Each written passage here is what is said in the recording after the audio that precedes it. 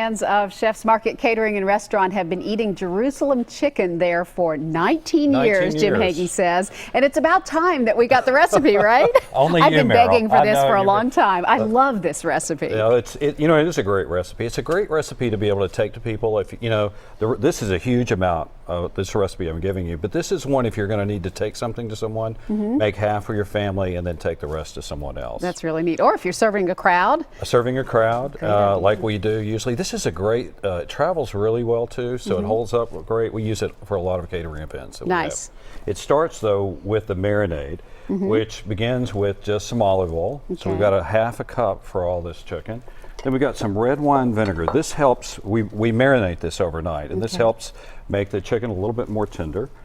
We have these Spanish olives, about a half a cup of those that we add to it. I've got a clove of garlic that I finely diced, and we're going to add that to it as well. That's looking pretty. And then we've got oregano, and we've got a quarter of a cup of oregano that we're going to add to that. And that may sound like a lot, but this serves 12 people, so you know there's a lot more than you do in a normal recipe. That's correct. Bay leaves go in. Lots of bay leaves, yeah. And then this is always something that kind of people trip out a little bit, but we've got prunes that go in, and you want just a little bit of that juice, so it makes it a little bit sweet from the juice of the prunes.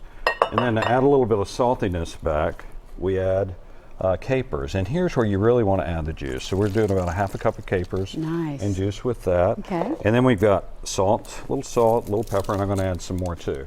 Now I've got 4 chickens that we've broken down into quarters, and we're just going to take that and put all of that in here. It's too bad you couldn't find any big bowls, right? I don't think I've ever seen a bowl that big. That's awesome. And you probably, at home, you're going to do this in a couple because you're going to need to put it in the refrigerator. And that you've got to let it marinate overnight. So you'd want to make the marinade, stir it all up, and then divide it in half into 2 different bowls. In 2 different bowls. And then you're probably going to do this when you're cooking it. You're going to have to cook it in probably 2 or 3 pans as well. That makes sense, yeah. So the great thing about this is it holds so well, and the flavor on it is just amazing. We have a lot of people that are big fans of this, and probably watching for this. Yeah. So you cover it, let it sit for overnight. Okay. And then you're going to take a pan. You don't have to grease the pan, but you're going to take a baking dish, and then you're just going to arrange that in the pan like so. And we'll pretend like it's marinated overnight. It's marinated overnight. Okay. And then of course you want your prunes and your all of this to be included as well. And then to that, I'm going to let you add a little bit. This is what makes it so great, is we take just a little bit of brown sugar. You do that first or the... Yeah, that would be just around the side. Okay. Would be good. All right, so... And that's white wine, or we use white grape juice there at the restaurant. And then a little bit of brown sugar that's sprinkled on top. This caramelizes it. And again, you've got the saltiness. I'm going to add a little bit more salt and pepper to it as well. So you've got salt and sweet. Salt and sweet.